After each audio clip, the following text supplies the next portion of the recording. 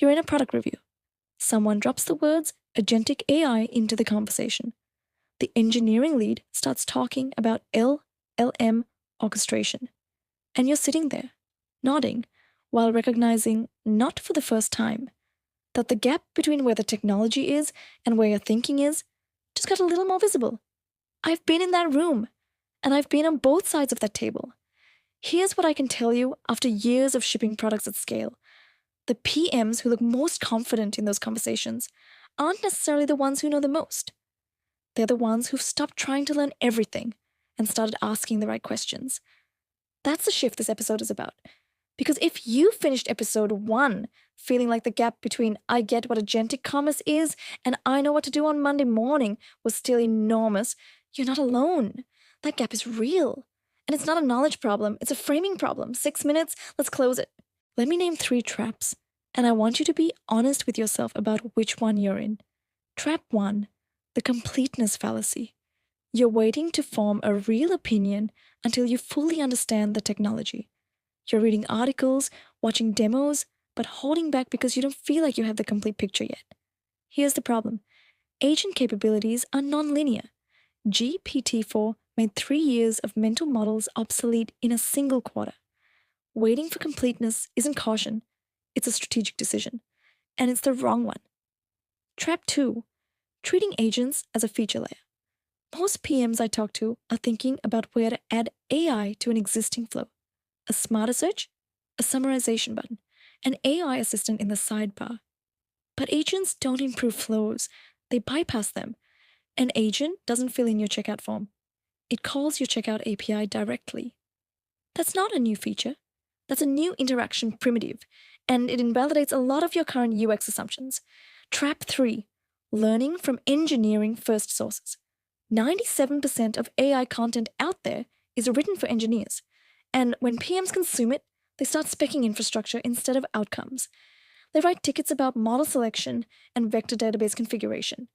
The question that actually matters isn't, what can this model do? It's, which decisions in my product should an agent own? And what's the blast radius when it gets it wrong? That one reframe changes everything about how you approach this. Okay, let's get into the mental models. These aren't motivational, they're structural. They change what you actually write in a PRD. Mental Model 1. You're not designing a user journey. You're writing an agent contract. The old model, user has intent to UI, captures it to backend executes. The new model, agent infers intent, orchestrates across systems, reports outcome. When you internalize this, your spec changes immediately. Instead of wireframes and user flows, you start defining, what data does the agent need to make this decision? What's the confidence threshold? What happens at the boundary? Mental Model 2. Your success metrics are wrong for this.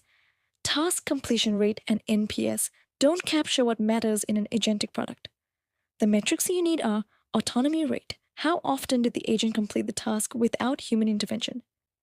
Intervention frequency. How often did it need to escalate? And trust calibration. Is the agent appropriately uncertain when it should be? If you can't define an eval framework for your agent before you ship, you have no way of knowing if the product is working. Full stop. Mental Model 3. Failure is silent and compounding. In a traditional product, failure is visible. User drops off, raises a ticket. You see it in your funnel. In an agentic product, failure is quiet. The agent acts with false confidence. The user loses money, loses time, or loses trust, and often has no idea the agent caused it. Design the fallback path and the escalation logic before you design the happy path. Every single time. Now let's make this practical. Here's a framework I want you to use this week. I call it the Agentic Opportunity Radar. Take any item on your roadmap and plot it on 2 axes. Axis 1, how repetitive and rule-based is this task? Axis 2, what's the consequence if the agent gets it wrong? This gives you 4 quadrants. High repetition, low consequence. This is your build now zone. Auto replenishment triggers, price monitoring, recommendation ranking. These are your first agent candidates. High volume, fast feedback loops, low blast radius if it fails. High repetition, high consequence, guardrails first.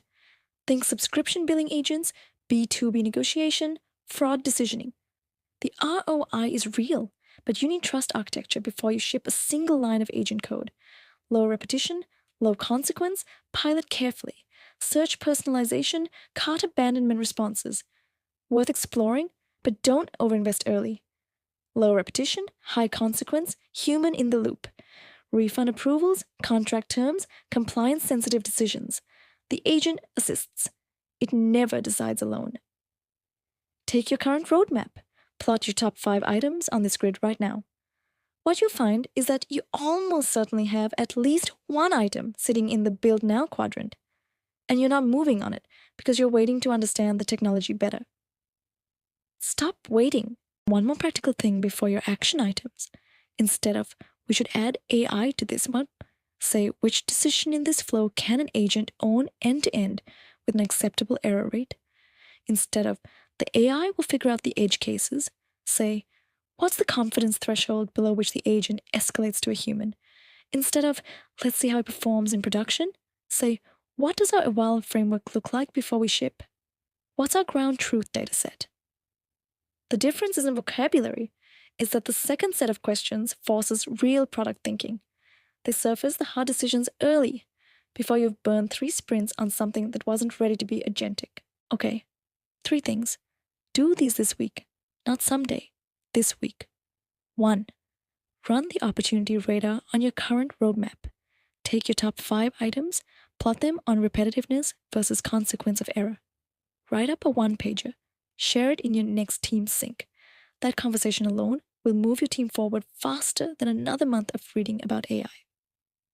2. Write 1 agent contract for a flow you own. Pick your highest repetition, lowest consequence flow.